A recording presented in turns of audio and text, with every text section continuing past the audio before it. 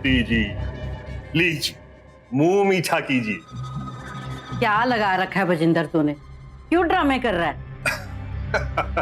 Aunty जी अब तो गुस्सा मत कीजिए, है जी। ओ हमारी डील जो फाइनल हो गई है जी, ओ खुशी का मौका है। लीजिए लीजिए लीजिए। क्या बकवास कर रहा है? कौन सी डील? वकील साहब ये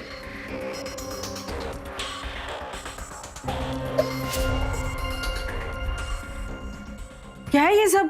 कहां से आए ये कागज तुम्हारे पास? और इस पे ये मेरे साइन कैसे हैं यहाँ पे? आंटी जी आपने ये घर हमें बेच दिया है और बदले में आपने जो डिमांड की थी वो हमने पूरी कर दी है जी। और फिर मैंने आपको एक चेक भी तो दिया है पूरे 30 लाख का। क्या बकवास कर रहे हैं ये आदमी? घर के असली कागज तो मेरे पास है। ठीक है, तो फिर जो आपके पास पेपर्स हैं वो हमें दिखा दीजिए। रुको, दिखाती हूँ, अब भी लाती हूँ। आजा भाई, अब तो घर हमारा ही है, खरीद लिया। आओ आओ बैठा आराम से। ये रहे घर के असली कागज वकील साहब, देख लीजिए, पढ़ लीजिए, तसल्ली कर लीजिए। मैडम, ये उन्हीं पेपर्स की कॉपी हैं जो मिस्टर विजेंद्र ने अभी आपको दिखाई हैं। और इसके हिसाब से आपने ये प्रॉपर्टी मिस्टर विजेंद्र को बेच दी। देखना चाहेंगे आप? ये देखिए। क्या बकवास कर रहे हो तुम लोग? मैंने ये फ्लैट किसी को नहीं बेचा। चलिए वकील साहब। मैंने कोई साइन नहीं किए, मैंने कुछ नहीं बेचा। आंटी जी 4 दिन बाद मेरा भूमि पूजन करवा रहा हूं। 4 दिन।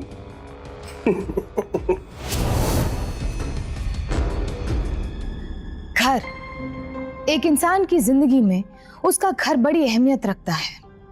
वो घर जो आपको सुकून दे, जो चैन की नींद दे और जो सुरक्षा का एहसास दे। खासकर जब आपके घर के साथ आपकी बेहतरीन खट्टी मीठी यादें जुड़ी होती हैं, तो वो घर आपके जीवन का हिस्सा बन जाता है। दिल्ली में रहने वाली मिसेस कमलजीत भाटिया भी अपने घर से जुड़ी पुरानी यादों को संजो के रखना चाहती थी।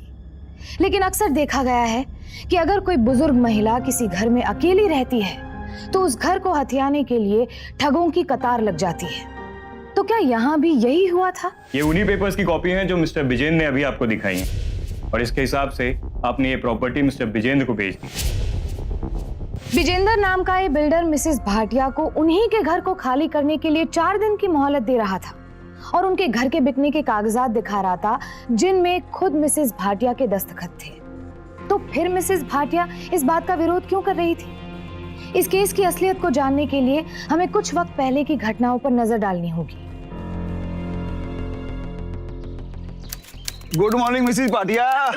गुड मॉर्निंग गुलाटी साहब, क्या बात है, बड़े दिनों बाद पार्क में नजर आए हो।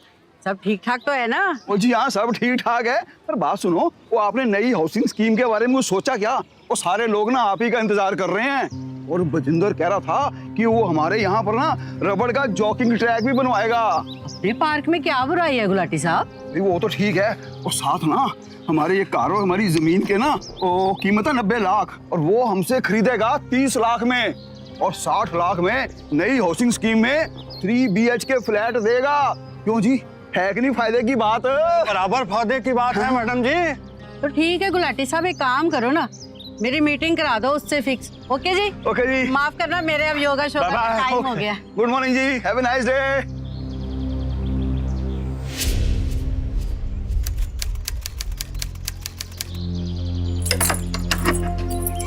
सरिता। Ji aunty ji, good morning. Good morning कैसे बेटा। हो आप? बढ़िया बेटा, मैं ना इंश्योरेंस ऑफिस जा रही हूँ, आज मेरी सैलरी आनी है ना, तो ये चाबी रख ले, दूध वाला आएगा तो उससे दूध लेके ना फ्रिज में रख देना प्लीज। बिल्कुल आंटी जी, मैं कर दूंगी। थैंक यू बेटा। वेलकम।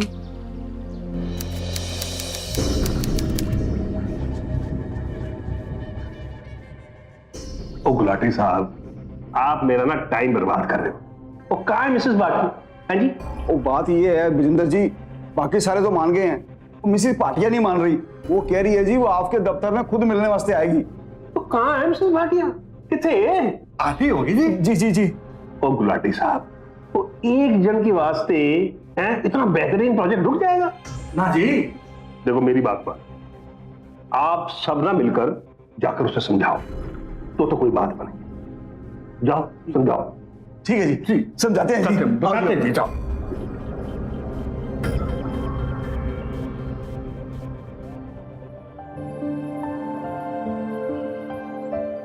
मम्मा आ गए आप? आज टाइम मिल गया तुझे आने का? हाँ भाई, गुड़गांव बहुत दूर हो गया है ना यहाँ से। मम्मा अब टॉन्ट तो ना मारो ना आप। अच्छा देखो मैं आपके लिए क्या लाई हूँ। मैंने ना आज सुबह सुबह बनाया है गोभी के परांठे। पता है सुनील ने खाए थे, बहुत तारीफ कर रहे थे। अब आप खा के बताओ कि ये कैसे बने। बरसों ही हो गए गोभी के पराठे खाए, जब से तेरे डैडी जी गए हैं ना। ज्यादा से ज्यादा भिंडी खा ली, कभी कभी पालक का सूप या उबली हुई लौकी। आप सुनते भी तो नहीं हो मम्मा। आपसे कितनी बार कहा है हमारे साथ गुड़गांव शिफ्ट हो जाओ, मगर आप लोग सुनते नहीं हो। मम्मा आपसे जब भी बोलो ना आप बार बार कितना नमक डाल रखा है इसमें।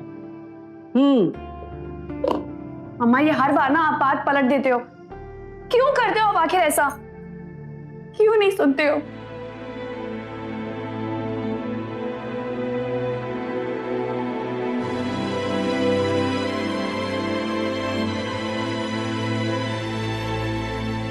आप कुछ बोलते क्यों नहीं मम्मा? आपसे कुछ पूछ रही हूँ।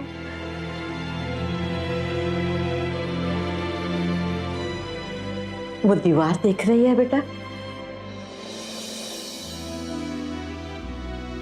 6 साल की थी जब तूने ये पेंटिंग बनाई थी। तब से आज तक मैंने इस दीवार को पेंट नहीं करवाया और ना कभी करवाऊंगी। तू बड़ी हुई है इस घर में। माँ ये सब ना मैं बचपन से सुन रही हूँ। अब तो ना मुझे सब कुछ याद भी हो गया है। आपके पास कुछ नया है बताने को? हाँ है ना, बैठ बैठ बैठ। वो जो किचन में नल का टिप टिप टिप करता रहता है ना, जब तक उसकी टिप टिप टिप नहीं सुनूंगी ना मुझे नींद नहीं आएगी। अब बता, ये सब छोड़कर मैं कहाँ जाऊंगी? तेरे डैडी जी की यादें मुझे ये घर छोड़कर कहीं नहीं जाने देंगी। आपको पता है मम्मा, आपसे बातों में कोई नहीं जीत सकता। बहुत जिद्दी हो आप मम्मा, बहुत जिद्दी। और सबसे बड़ी खूबी आपकी पता है क्या है? कि आप इमोशनल बातें करके ना हर बार बच जाते हो। अब मैं देखती हूँ मम्मा।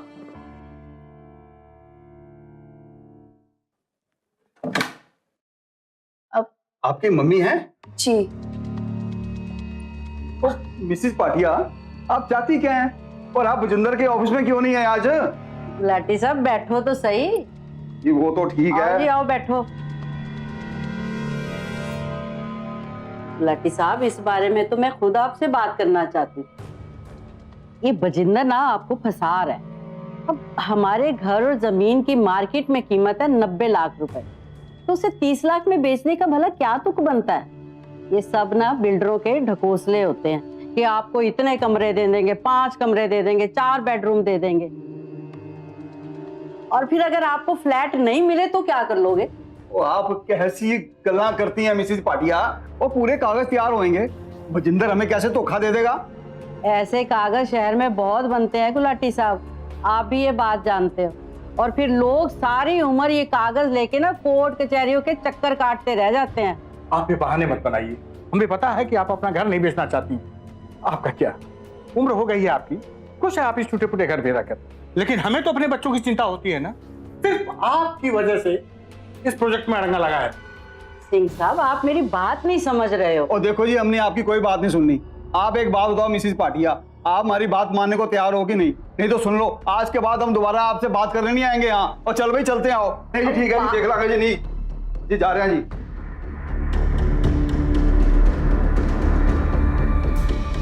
आप में से कई लोगों को बिल्डर्स के ऐसे ऑफर जरूर आते होंगे। आज के जमाने में रहने के लिए एक अच्छी सोसाइटी, एक अच्छी लोकेलिटी किसे नहीं चाहिए?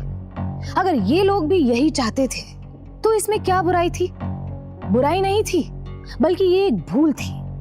ये सब लोग एक बात नहीं भांप पा रहे थे कि विजेंद्र जो ऑफर इन्हें दे रहा था उसमें कहीं ना कहीं धोखा छुपा हुआ था, जो मिसेस भाटिया अच्छी तरह से समझ चुकी थी।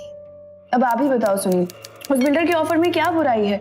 इतना अच्छा ऑफर दे रहा है वो, पर मम्मा है कि बात ही नहीं मान रही है, उसका ऑफर ठुकराई जा रही है। क्या बुराई है उसके ऑफर में? जिद पर अड़ी है कि घर खाली नहीं करूंगी। सोनिया, आप क्या कर सकते हैं? 2 साल हो गए तुम मम्मी जी को समझा रही हो, लेकिन मम्मी जी मान ही नहीं रही है। तो मुझे ऐसा लगता है सोनिया कि हमें कोई बीच का रास्ता निकालना पड़ेगा।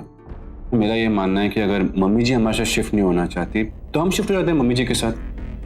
तो मम्मी जी को समझाओ कि जो बिल्डर ऑफर दे रहा है वो बहुत अच्छा है, उसे मान ले। देखो, नई बिल्डिंग होगी, नया घर होगा जिसे हम रेंट पे चढ़ा देंगे, और रेंट किसको मिलेगा? हम मम्मी जी को ही मिलेगा ना।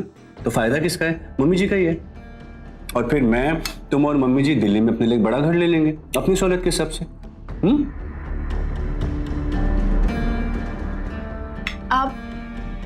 आप ठीक कह रहे हो वैसे, क्योंकि फ्लैट के रेंट से जो पैसे आएंगे वो मम्मा के काम ही तो आएंगे ना।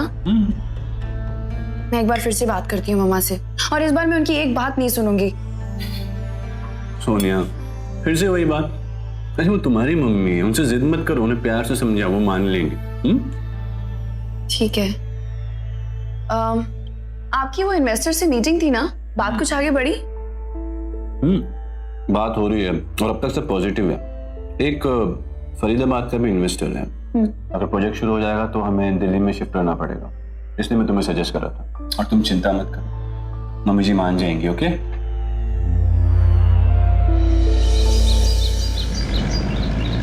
मम्मा, मुझे ना आपसे कुछ बात करनी है। हाँ बोल। वो सुनील और मैंने डिसाइड किया है कि हम दिल्ली शिफ्ट हो जाएंगे। आप ये घर बेच दो। मम्मा, आप जहां बोलोगे हम वहां नया घर ले लेंगे, जहां पर भी। और रही यहाँ की बात, तो यहाँ जो भी फ्लैट मिलेगा उसे हम रेंट पे चढ़ा देंगे। किसे बेच दूं? उस बजिंदर को? अरे 1 नंबर का चोर है वो। आप बहाने मत बनाओ मम्मा। अच्छा, अगर आपको ऐसा लगता भी है कि वो चोर है, धोखेबाज है, तो मत करो फ्लैट की डील, कैंसिल कर दो। और 90 लाख रुपए जो इस घर की असली कीमत है, उसमें बेच दो इस घर को। मैं ये घर नहीं बेचना चाहती। एक बात समझ में क्यों नहीं आती है तुम्हें? मैं कहीं नहीं जाऊंगी ये घर छोड़कर या बेचकर। तो क्या करूं मैं? आपकी इस जिद ने मुझे इतना परेशान कर दिया है। सुबह शाम उठते बैठते हर वक्त सिर्फ आप ही का ख्याल रहता है, कहीं आपको कुछ हो ना जाए। और आप हो कि आपकी जिद, कभी कोई बात नहीं सुनते हो आप। और आप तो जानते हो मम्मा कि दिल्ली शहर में अकेले रहना सेफ नहीं है। कल को आपको कुछ हो गया तो बैठी रहूं मैं गुड़गांव में, कौन बताएगा मुझे? अपनी जिद छोड़ दो मम्मा, हम एक बार अपनी सेवा का मौका तो देकर देखो। क्या कहना चाहती है तू? कि मैं अपना ख्याल नहीं रख सकती? अरे हाथ पैर चलते हैं मेरे, और तू चाहती है कि मैं घर पे बैठ जाऊं। तुझे मेरी चिंता करने की जरूरत नहीं है। तो ठीक है, अड़े रहो आप अपनी जिद पर। कल को कोई बात हो गई ना तो आप अकेले ही संभालना, मुझे जिम्मेदार मत ठहराना इसका।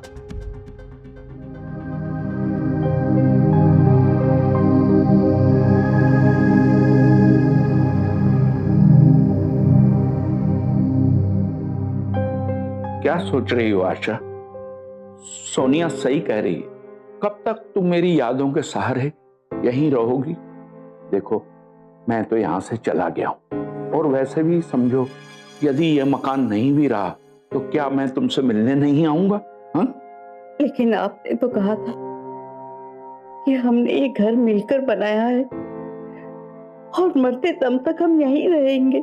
हाँ हाँ, अब मैं कह रहा हूं, कल की बातें छोड़ो, आगे बढ़ो।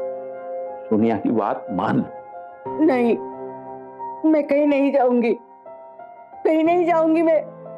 और आप इस बात की पैरवी ना करें। आशा, तुम भी ना, मैं तुझसे कभी जीत नहीं पाया हूं, न कल जीता था और न आज। लेकिन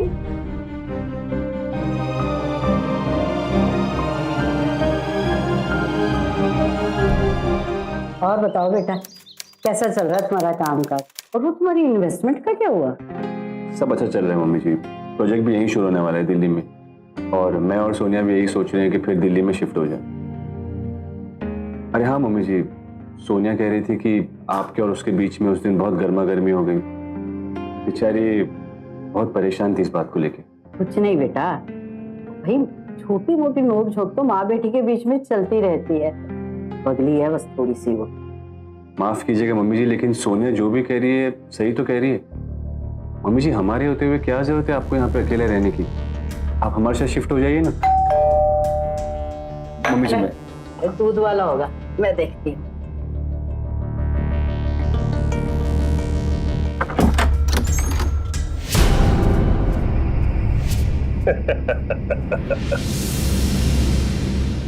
आंटी जी कैसी हैं आप? मैं विजेंद्र। लाओ लाओ, अंदर लाओ। आंटी जी, आप तो कभी हमसे मिलने आती नहीं है, तो मैंने सोचा कि मैं खुद जाके आपसे मिल लूं। रुको भाई रुको, उधर ही रखो, चलो चलो बाहर। अरे आंटी जी, ये आपके लिए है गिफ्ट, ट्रेडमिल। मैंने सुना है कि आपको फिट रहने का बड़ा शौक है। अब इतना भारी गिफ्ट लेके आ ही गया हूं तो रख लो ना प्लीज। देख वजिंदर, अगर तू मुझे मनाने आया है ना, तो समझ ले कि अपना टाइम वेस्ट कर रहा है। मैं ये घर नहीं बेचने वाली, जाओ। वाह वाह आंटी जी, क्या बात है। आपको पता आप कितनी समझदार है। आपने गुलाटी को बिल्कुल सही कहा। ये आजकल के बिल्डर्स आम आदमी को बहुत धोखा देते हैं, जो वायदा करते हैं एक भी नहीं निभाते। लेकिन मैं आंटी जी, मैं तो माता रानी का भक्त हूं। आंटी जी, मैं तो वैसे धोखे दे ही नहीं सकता। हाँ, यकीन मानो। वजिंदर, मुझे तो तेरी नीयत ना बड़ी अच्छी तरह से समझ आ रही है, पर अफसोस ये है कि पड़ोसी तुझे नहीं समझ पा रहे हैं। अच्छा झांसा दिया है तूने, पर एक बात मैं साफ स्पष्ट शब्दों में तुझे बता दूं कि मैंने ये घर नहीं बेचना है। आंटी जी देखो, आप सीनियर सिटीजन हो ना, और मैं सीनियर सिटीजन की बहुत रिस्पेक्ट करता हूं। अब आप ही बताइए, अच्छा लगेगा मैं कोई दूसरा रास्ता अपनाऊंगा? क्या बोल रहा है तू मम्मी जी को? दूसरा तरीका अपनाएगा? धमकी दे रहा है मम्मी जी को तू? ठंड पुत्र जी, ठंड। ऐसे बजिंदर, एक बात तो बता, इंश्योरेंस ले रखी है तूने? इंश्योरेंस? अगर नहीं ली है ना तो ले ले, क्योंकि बड़ी जल्दी तुझे इसकी जरूरत पड़ने वाली है।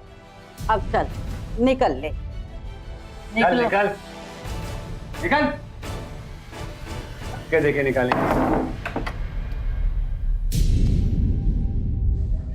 बजिंदर जी, कोई बात बनी कि नहीं? और मिसिस पाटिया मानी है कि नहीं? सच कह रहा हूं मैं, अगर कहीं दूसरी जगह हाथ डाला होता ना, तो अभी तक बिल्डिंग खड़ी कर दी होती मैंने। बुढ़िया बहुत ही ढीठ है, नहीं मान रही, दूसरे तरीके अपनाने होंगे। हाँ, ये ट्रेडमिल चाहिए आप लोगों को तो ले लेना। हाँ जी, चलो भाई।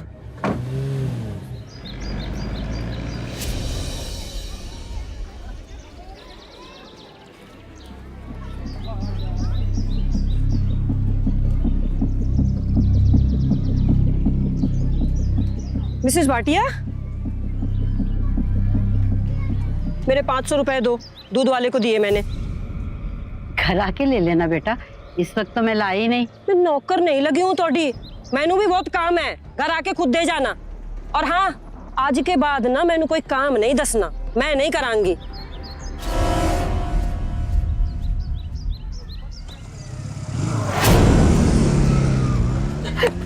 घर छोड़ दे बुढ़िया, घर छोड़ दे। अरे रोक कमीने, अगर हिम्मत है ना तो सामने आके बात कर। अरे नहीं बेचूंगी घर, नहीं बेचूंगी, कर लो जो करने।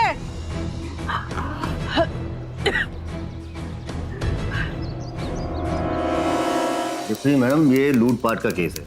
अगर वो आपको घर खाली करने की धमकी देने आए होते तो आपकी चेन की लूट के लेके जाते। बताइए, आपको जरूर कोई गलतफहमी हुई है। इंस्पेक्टर साहब, मैं आपको बता रही हूँ, ये सब बजिंदर करवा रहा है। ठीक है, हमने आपकी रिपोर्ट लिख ली है, जैसा कि आपने बाइक का नंबर भी नोट नहीं किया और वो लोग हेलमेट भी पहन के आए थे। ऐसे में उन लोगों को ढूंढना तो बहुत मुश्किल है।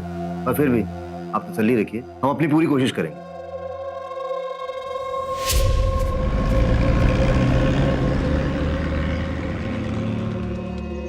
क्या लगता है तुम लोगों को? किस तरह से परेशान करके मुझे डरा के मुझे मजबूर कर दोगे घर बेचने के लिए? मैं कभी सोच भी नहीं सकती कि बजिंदर जैसे झांसेबाज की बातों में आकर तुम सब लोग इतना गिर जाओगे। मुझे तो शर्म आती है कि मैं तुम जैसे लोगों के आस पड़ोस में रहती हूँ। अब तो मैं भी देखती हूँ कि कौन मुझसे मेरा घर छीनता है। नहीं बेचूंगी मैं अपना घर।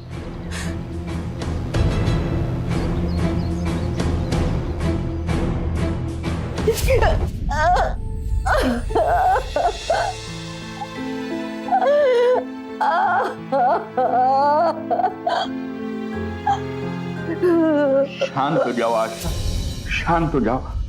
तुम क्यों परेशान हो रही हो? हाँ, डरो मत। ये लोग तुम्हारा कुछ भी नहीं बिगाड़ सकते। ये मेरी ही गलती। मैंने ही तुम्हें कहा था ये घर छोड़कर चली जाओ, लेकिन अब मैं तुमसे एक वायदा चाहता हूं कि तुम मरते दम तक लड़ती रहो। मैं वादा करती हूँ कि मैं अब किसी से नहीं डरूंगी, कभी नहीं डरूंगी, किसी से नहीं डरूंगी।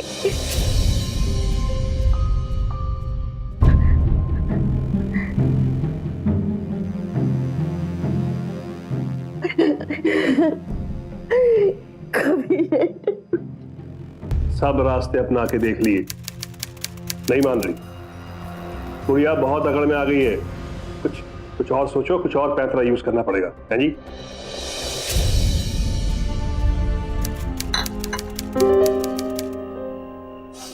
मम्मी जी, इतना सब कुछ होने के बावजूद भी आप यहीं पे रहना चाहती हैं, ऐसे लोगों के बीच में जो आपकी इज्जत नहीं करते? पागल हो गए हैं ये लोग। अरे इतने सालों से मैं जानती हूँ इन सबको। ये सब करने के लिए बजिंदर इनसे कह रहा है। अब तो मुझे अपना ही नहीं, इनका घर भी बचाना है। तो ठीक है मम्मी जी, जब आपने ठान ही लिया मम्मी जी कि आप हमारी बात नहीं मानेंगी, तो फिर आपको समझा के क्या फायदा। चलो सोनिया, मम्मी जी नहीं समझती, मैं तुम्हारा बाहर इंतजार कर रहा हूँ। पर सुनिए सुनिए तो, मम्मा आप क्यों जिद कर रही हैं? आप सुनील की बात क्यों नहीं मान लेती? क्यों पागलपन वाली बातें कर रही हैं आप? पागलपन नहीं है ये पागलपन नहीं है। अगर अब मैं रुक गई तो बजिंदर जैसे लोग जो चाहेंगे करेंगे। अब तो ये लड़ाई बन गई। अब इसमें चाहे मेरी जान चली जाए, मैं लड़ूंगी। ऐसे मत बोलो मम्मा, आपके सिवा मेरा कौन है? मैं सुनील से बात करती हूँ। मैं आजाद को आपके पास रुक जाती हूँ। मुझे कुछ नहीं होगा, मैं ठीक हूँ। तुम जाओ, सुनील तुम्हारा इंतजार कर रहा है।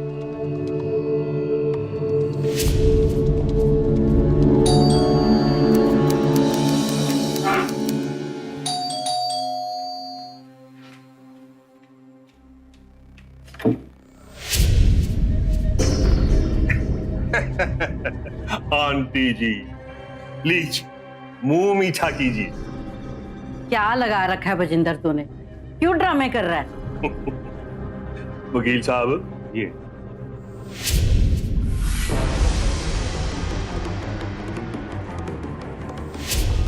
क्या है ये सब? कहां से आया ये कागज तुम्हारे पास? और इस पे ये मेरे साइन कैसे है यहाँ पे? आंटी जी, आपने ये घर हमें बेच दिया है। क्या बकवास कर रहे हैं ये आदमी? घर के असली कागज तो मेरे पास है। ठीक है, तो फिर जो आपके पास पेपर्स हैं वो हमें दिखा दीजिए। रुको, दिखाती हूँ, अब भी लाती हूँ। आजा भाई, अब तो घर हमारा ही है, खरीद लिया। आओ आओ, बैठा आराम से। ये रहे घर के असली कागज वकील साहब, देख लीजिए, पढ़ लीजिए, तसल्ली कर लीजिए।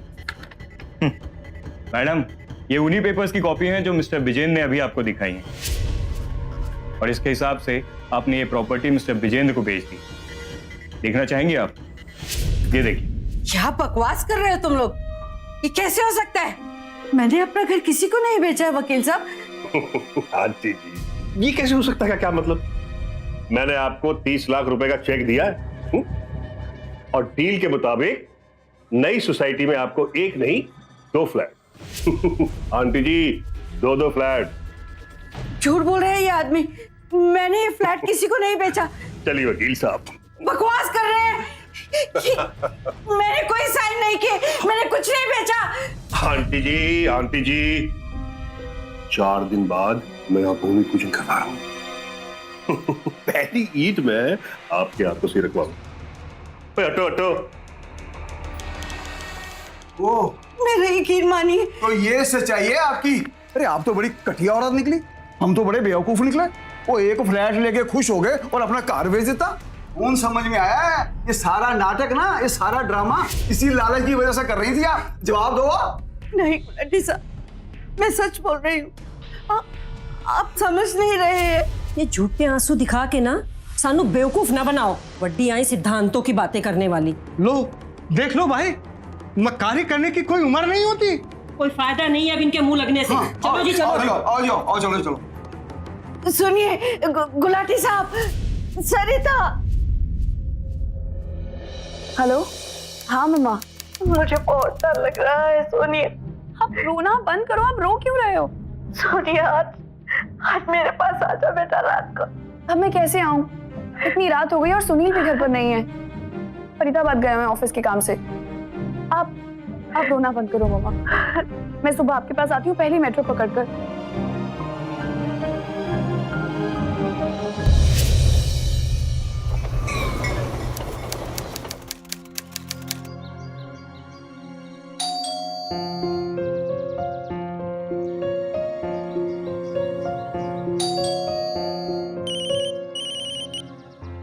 हेलो। हाँ सुनील। हेलो। हाँ सोनिया खुशखबरी है। सुनील आपकी आवाज नहीं आ रही, कुछ सुनाई नहीं दे रहा। हेलो। हाँ हेलो। हेलो। हेलो।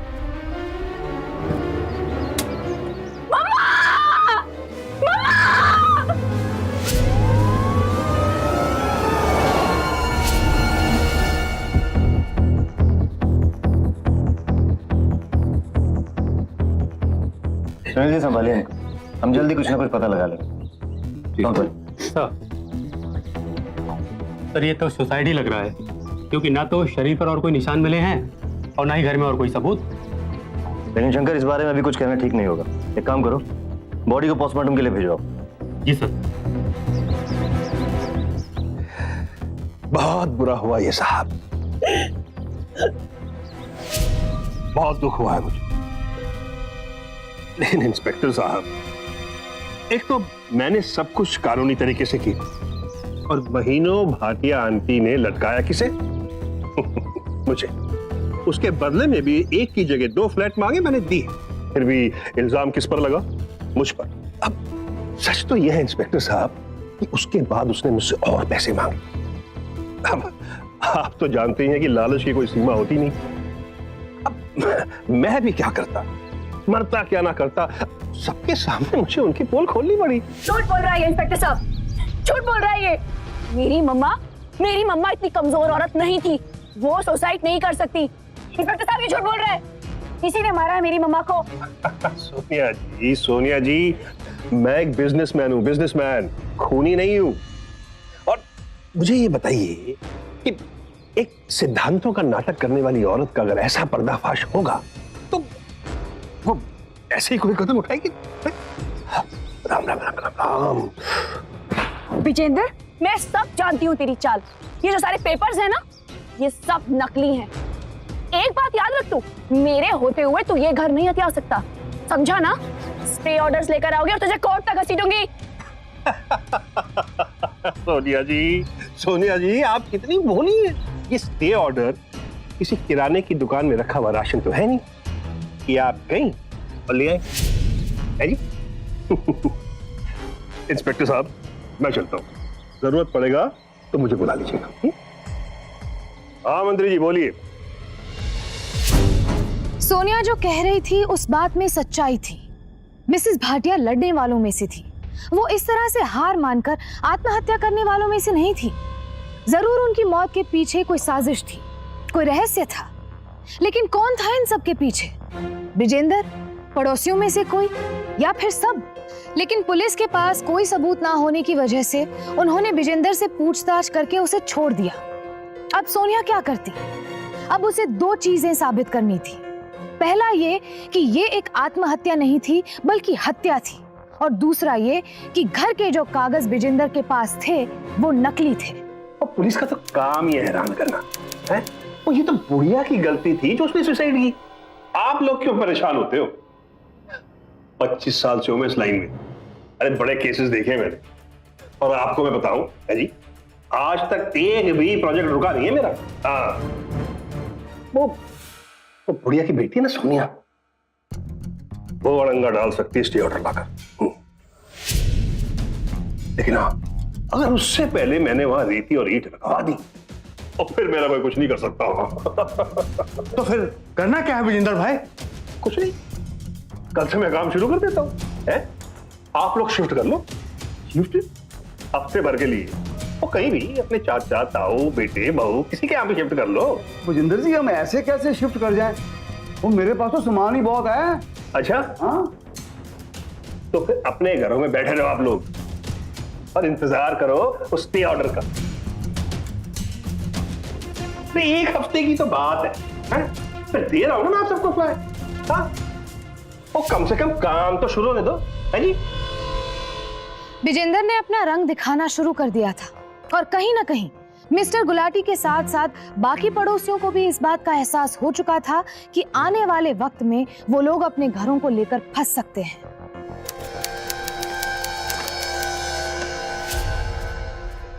हाय सोनिया।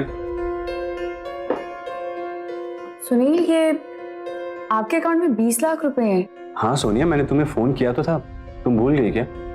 दरअसल बात यह है सोनिया कि हमारे फरीदाबाद वाले इन्वेस्टर्स थे ना, कुमार एंड सन्स, वो मान गए हैं। तो उन्होंने प्रोजेक्ट शुरू करने के लिए 20 लाख रुपए दिए थे, और बाकी 20 लाख भी बहुत जल्दी दे देंगे। सोनिया, अचानक ही मम्मी जी का, तो मैंने सोचा कि ये सब बात करके तुमसे क्या फायदा। खैर छोड़ो ना सोनिया। अच्छा हाँ, कल मम्मी जी के पोस्टमार्टम की रिपोर्ट आने वाली है। मैं भी तुम्हारे साथ चलना चाहता हूँ सोनिया, लेकिन मेरी एक बहुत ज़रूरी मीटिंग आ गई है। अगर तुम चाहो तो तुम कार लेकर जाओ, मैं मेट्रो ले लूँ, ठीक है?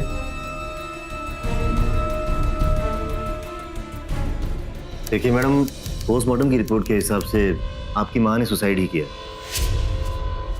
मौत गले में झटका लगने से हुई, और शरीर पे कोई चोट के निशान भी नहीं है। मैं ये नहीं मान सकती, मेरी मम्मा खुदकुशी नहीं कर सकती। मर्डर हुआ है उनका, और वो भी पूरी प्लानिंग के साथ। आप उस भुजिंदर और उन सारे पड़ोसियों को अरेस्ट कीजिए। देखिए सोनिया जी, हमारे पास उनके खिलाफ कोई ठोस सबूत भी नहीं है, फिर किस बिना पर हम उन्हें अरेस्ट कर सकते हैं? आप ही बताइए। तो आपको सबूत चाहिए, ठीक है, मैं आपको सबूत ला कर दूंगी।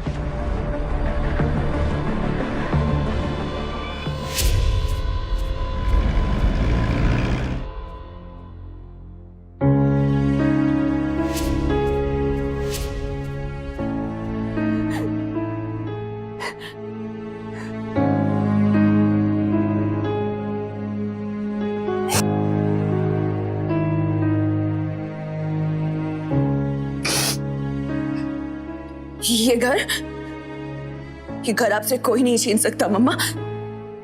मैं ऐसा कभी नहीं होने दूंगी, कभी नहीं।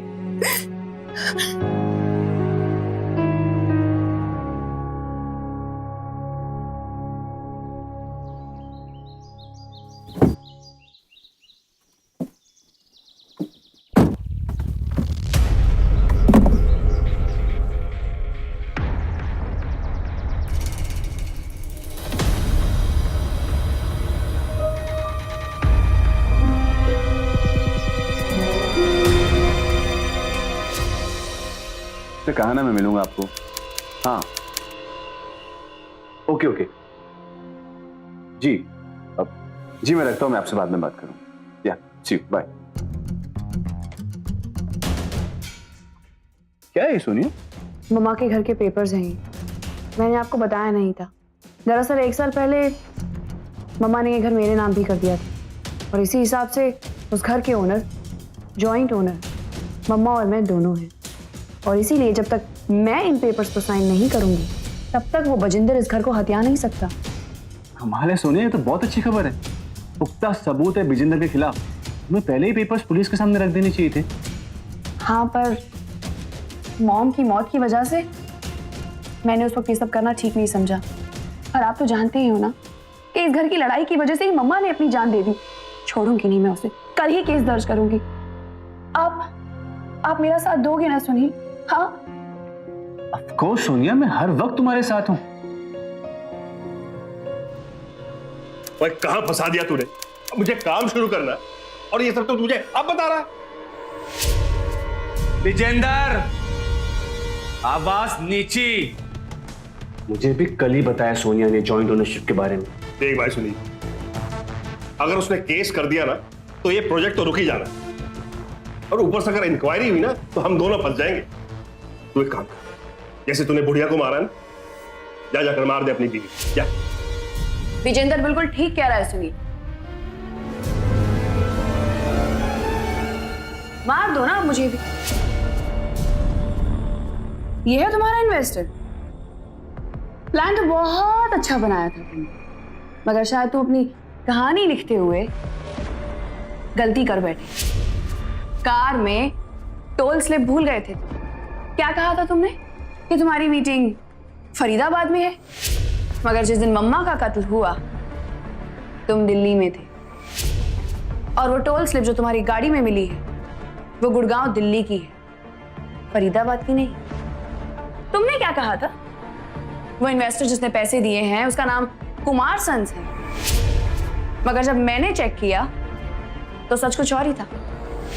उसका नाम है बलवंत कंस्ट्रक्शंस, जिसका जॉइंट ओनर ये खड़ा है तुम्हारे सामने, विजेंद्र। तुझे क्या लगा कि नकली पेपर सिर्फ तू ही बनवा सकता है? तू शायद भूल रहा है कि मैं भी इसी शहर की पली बड़ी हूं। मैंने भी नकली पेपर्स बनवाए, मगर पुलिस की सहायता ले, क्योंकि मुझे अपनी मम्मा के कातिल को पकड़ना था। और तुम? हाँ सुनील, तुमने क्या किया सुनील? हाँ, अरे ये पराया था, तुम तो मेरे अपने थे ना। तुमने पैसों के लिए मम्मा को मार दिया।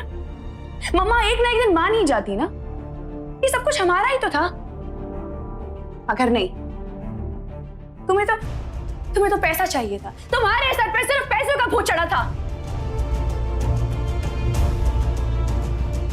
क्यों मिस्टर सुनील, कुछ कहना चाहेंगे आप? सीधे सीधे सच बोल दे, मुझे और तरीके भी आते हैं उगलवाने के। बोल। मैंने ही मारा मम्मी जी को। मुझे पैसों की सख्त जरूरत थी अपनी प्रोजेक्ट शुरू करने के लिए। पर मैंने और सोनिया ने बहुत समझाया मम्मी जी को कि वो अपना घर बेच दे, लेकिन उन्होंने एक भी नहीं सुनी। उस दिन जब मैं मम्मी जी से मिलने उनके घर गया तो सर विजेंद्र भी आया था उनसे मिलने के लिए। मम्मी जी और उनका झगड़ा हुआ, मम्मी जी ने बेइज्जत करके विजेंद्र को घर से बाहर निकाल दिया। उसी दिन मैं विजेंद्र से मिला उसके ऑफिस में। मैं उस औरत को अच्छे से जानता हूँ, वो इतना आसानी से नहीं मानेगी। उसे तोड़ो, जलील करो उसे। सब रास्ते अपना के देख लिए, कुछ और पैसा यूज करना पड़ेगा। है जी? एक रास्ता है मेरे पास, घर के नकली पेपर्स बनवा लेते हैं। असली पेपर मैं आपको ला के दूंगा और इसके बदले आप मुझे 40 लाख रुपए देंगे, समझे आप? घर तो मेरा हो गया, लेकिन ये बुढ़िया चुप बैठने वालों में से नहीं है। उसका क्या करना है? मार दो उसे। और उसी रात मैंने मम्मी जी का गला घोट के उसे मार दिया बेरहमी से। कौन है? छोड़ो मुझे। और फिर उस बुढ़िया की लाश को पंखे पे लटका दी। शर्म नहीं आई तुम्हें? हाँ, मम्मा थी हो तुम्हारी। आखिरकार सोनिया ने अपनी मां की लड़ाई उनकी मौत के बाद भी जारी रखी और उस घर को विजेंद्र के हाथों जाने से बचा लिया। कोर्ट ने सुनील और विजेंद्र को क्रिमिनल कॉन्स्पिरेसी के लिए आईपीसी के सेक्शन 120 और घर के नकली कागजात बनाने के जुर्म में आईपीसी के सेक्शन 467 के तहत 10 साल की सजा सुनाई। साथ ही सुनील को मिसेस भाटिया की हत्या करने के जुर्म में आईपीसी के सेक्शन 302 के तहत उम्र कैद की सजा सुनाई गई। हम आपको सावधान करना चाहते हैं कि आपके आसपास भी विजेंद्र जैसे कई लोग होंगे जो अपने झूठे वादों और चिकनी चुपड़ी बातों से आपका विश्वास जीतने की कोशिश करेंगे, लेकिन आखिर में उनका मकसद आपके साथ मक्कारी करने का ही होता है। इसीलिए कोई भी निर्णय लेने से पहले अपने लीगल एडवाइजर यानी कि कानूनी सलाहकार की मदद लें और उस बिल्डर की साख यानी कि मार्केट गुडविल का पता करें। और किसी भी लीगल डॉक्यूमेंट पर साइन करने से पहले उसमें लिखे गए सारे केसेस को ध्यान से पढ़ें और अपने लीगल एडवाइजर की पुष्टि के बाद ही कोई भी निर्णय लें। आज के लिए बस इतना ही। फिर होगी आपसे मुलाकात जुर्म से जंग की एक और ऐसी सत्य घटना के साथ। तब तक सावधान रहें, सतर्क रहें, सुरक्षित रहें।